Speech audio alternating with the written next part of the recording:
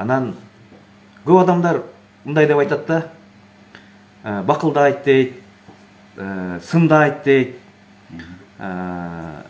Биринчиден мен айтып аткан чындыктар, мен айтып аткан сындарды бардык эле саясатчылар билет. Бардык эле саясатчылар билет. Алардан биздин айырмабыз алардын этеги жаман жеринен кыркылып калган.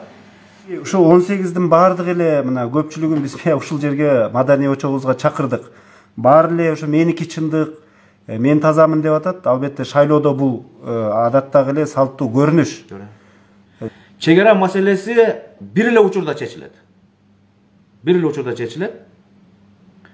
Мамлекеттин экономикасы дагы, саясаты дагы туруктуу жана бакубат болгондо гана. Башка учурда чегара маселеси чечилиши мүмкүн эмес. Биздин тышкы саясаттагы жетелеме саясатыбыз, күн карама кулчулук мүнөздөгү саясатыбыз биздин кошуналардын алдында дагы кадырыбызды түшүрүп атат. Ошондуктан бизди мамлекет катары көрбөй, көрүнгөн туш тараптан бастырып киргенге аракет жасап атат. Эми алардын деңгээли? Алар кытмыр саясат жүргүзүп атпайбы? Мында катуу айтсам кечирим сурайм, катын саясат. Эркек болсо бетке чыгып айтпайбы?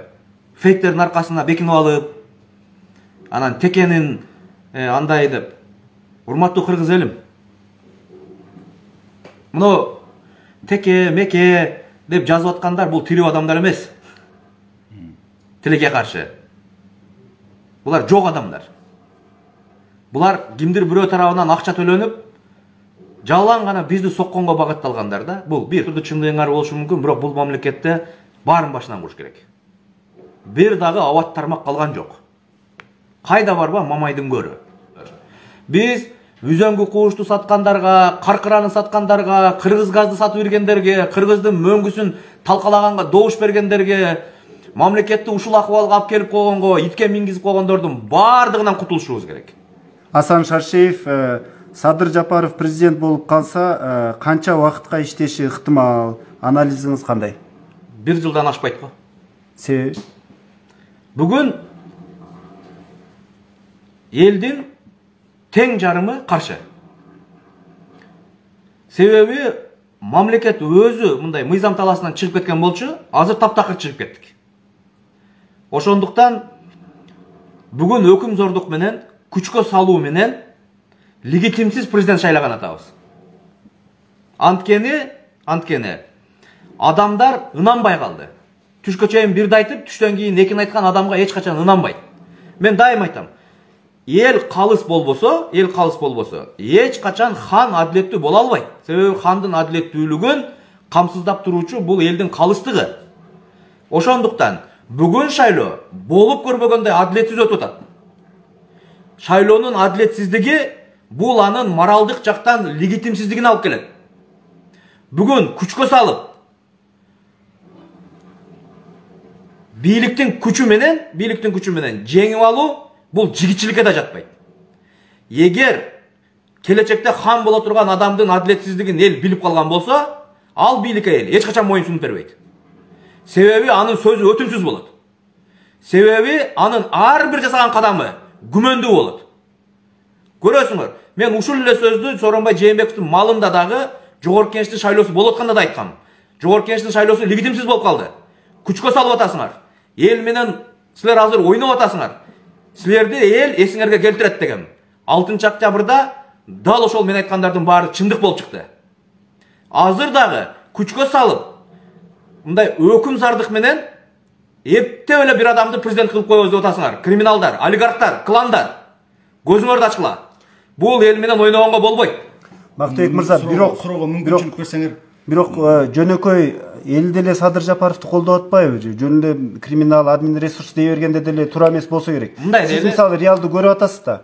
Жер-жерге эл менен баары жолугушуп көргөндө жөнөкөй эл деле Садыр Жапаров болсун деп атат да. Анан эмне ошо бардык талапкерлер эмнегедир эле мына Садыр Жапаров жарым жылга жетпейт, 1 жылга жетпейт деп эле ушинтип баягы тескери тилек кылбай, утулуп калсак Садыр Жапаровга жардам берет деп беребиз, колдон келсе деп эмне үчүн ушул сөздү айта албайсыздар?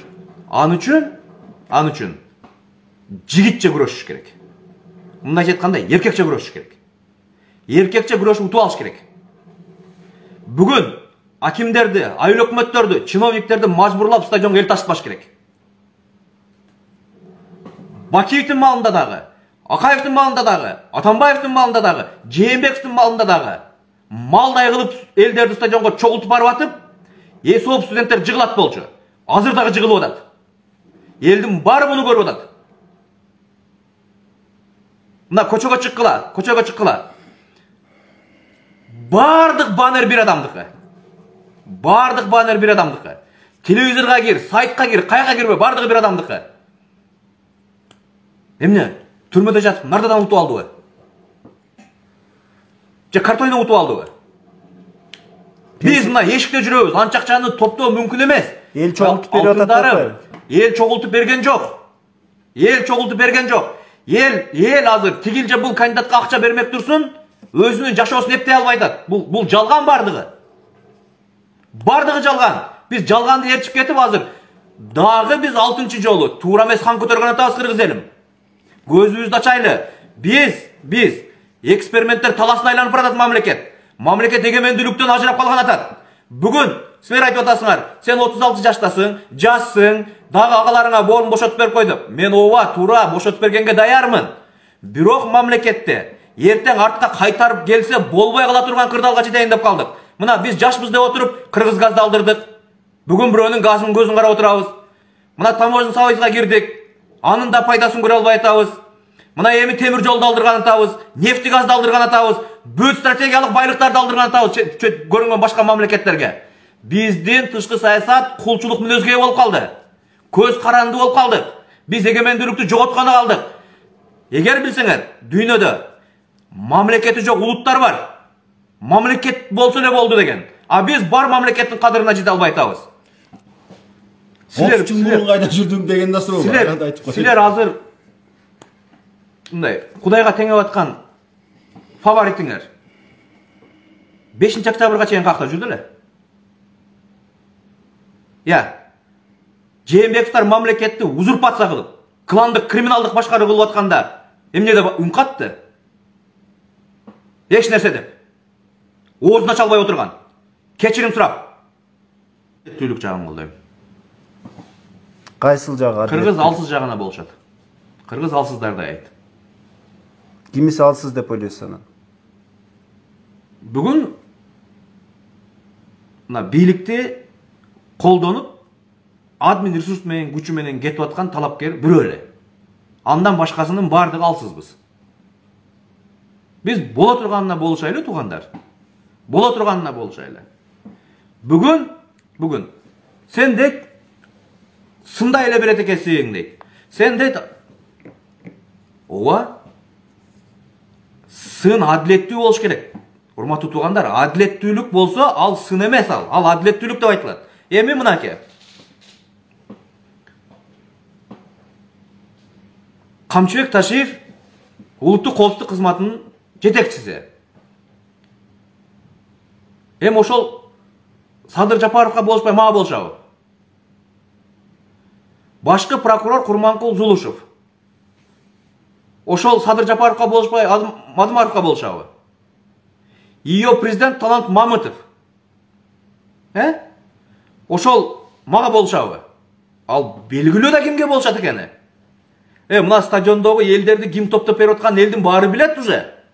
Кечеки биримдик мекеним Кыргызстандын штаб начальниктери бүгүн тигилердин штабында иштеп аткан элдин баары билет, урматтуу кыргызстандыктар. Алданбагыла. Алар силерге эмес, өзүнө президент тандап атат криминалдар, олигархтар, кландар. Силерди ойлогон эч ким жок бул жакта.